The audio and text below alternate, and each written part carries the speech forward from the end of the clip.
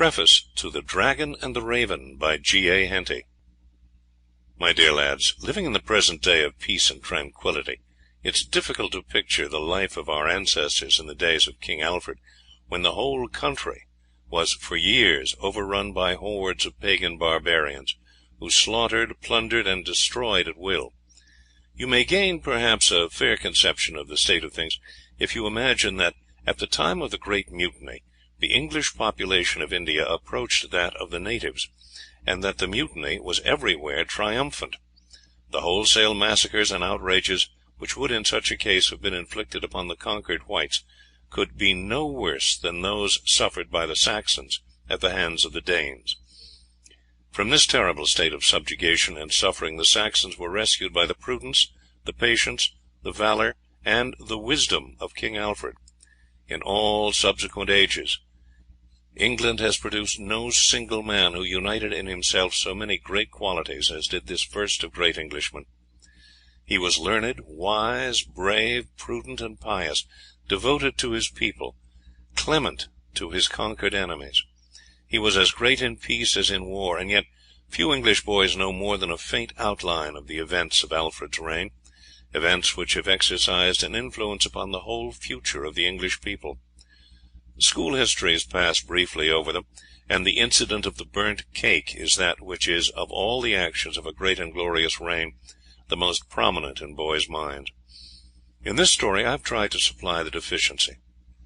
Fortunately, in the Saxon Chronicles, and in the Life of King Alfred, written by his friend and counsellor Asser, we have a trustworthy account of the events and battles which first laid Wessex prostrate beneath the foot of the Danes, and finally freed England for many years from the invaders. These histories I have faithfully followed. The account of the siege of Paris is taken from a very full and detailed history of that event by the Abbé d'Abon, who was a witness of the scenes he described. Yours sincerely, G. A. Henty. End of preface.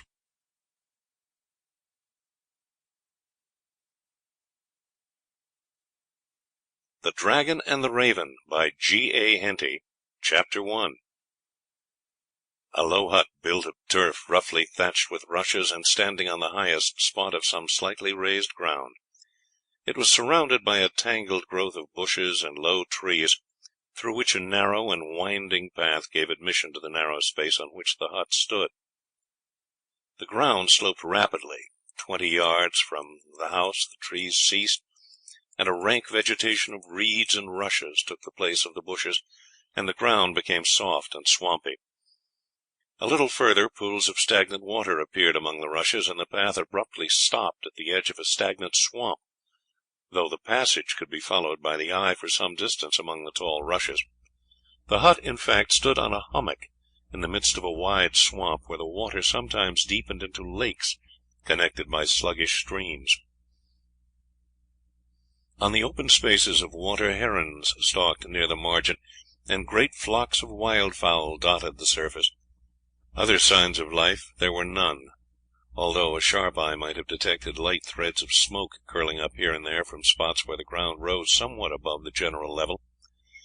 These slight elevations, however, were not visible to the eye, for the herbage there grew shorter than on the lower and wetter ground, and the land apparently stretched away for a vast distance in a dead flat, a rush-covered swamp, broken only here and there by patches of bushes and low trees.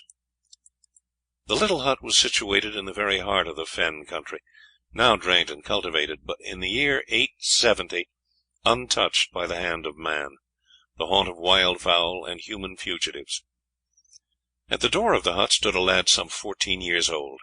His only garment was a short, sleeveless tunic, girded in at the waist. His arms and legs were bare, his head was uncovered, and his hair fell in masses on his shoulders. In his hand he held a short spear, and leaning against the wall of the hut close at hand was a bow and quiver of arrows. The lad looked at the sun, which was sinking toward the horizon. "Father is late," he said. "I trust that no harm has come." Sample complete. Ready to continue?